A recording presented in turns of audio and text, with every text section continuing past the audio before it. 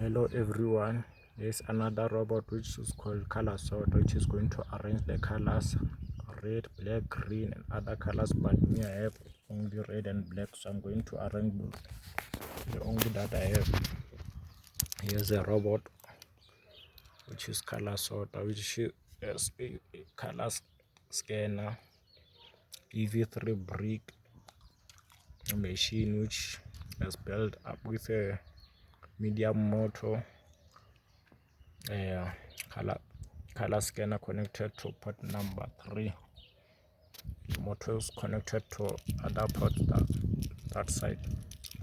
Now let me run my program.